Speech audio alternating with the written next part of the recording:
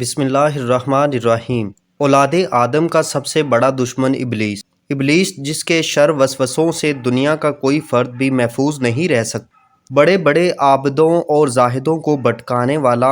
ناظرین، اس ویڈیو میں ہم انہی لوگوں میں سے ایک عبادت گزار اور متقی شخص برسیسا کے واقعات کو جانیں گے، جس نے ساری عمر تو اللہ کی اطاعت میں گزار دی، لیکن شیطان نے کچھ ایسا چال چلا کہ وہ ایک حسینہ کا دیوانہ ہوا اور کافر ہو کر مرا۔